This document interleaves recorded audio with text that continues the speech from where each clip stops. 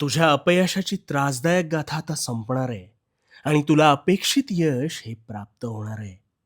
तुझ्या आयुष्याचं कायापालट करणारी ती गोष्ट तुला सांगतो, तेवढी तुला कळली की तुझ्या मनोकामना ह्या पूर्ण होतीलच बघ. फार वर्षांपूर्वीची गोष्ट आहे. एका शेतकऱ्याकडे 2 प्रकारच्या जमिनी होत्या. त्यात एका जमिनीत त्याने भात तर दुसऱ्या जमिनीत कापूस उगवण्याचं ठरवलं आणि तशी पेरणीसुद्धा केली. आणि आता आपण प्रचंड नफा मिळवणार या विचारात तो मग्न होता. पण खरं सांगू का? ना भाताची शेती धड झाली, ना कापसाची. शेतकऱ्याला कळलंच नाही. तो दुःखी झाला. अरे, सगळं नीट करून नेमकं काय बिघडतंय या विचारात तो अडकला.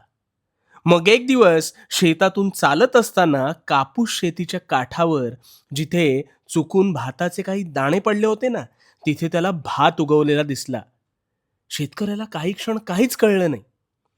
एक प्रयोगाचा भाग म्हणून त्याने कापसाच्या जमिनीत भाताची लागवड केली आणि भाताच्या जमिनीत कापसाच्या बिया रोवल्या. आणि आता काही दिवसातच शेतकऱ्याच्या दोन्ही बागा भरघोस पिकांनी बहरल्या होत्या. कारण काय माहितीये? कारण भाताला माती चिकट आणि कापसाला पाणी कमी साचणारी हवी होती. यावरून तुला काय कळलं?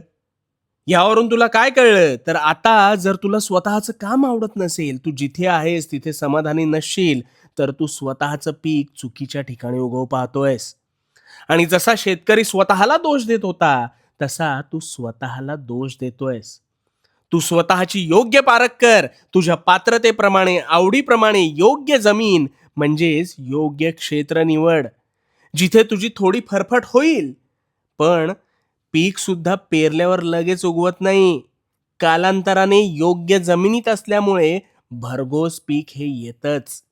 त्यामुळे घाबरू नकोस. स्वतःची माती ओळखायला शिक.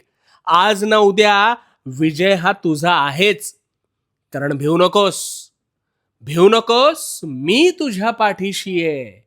भिवू नकोस, मी तुझ्या पाठीशी आहे.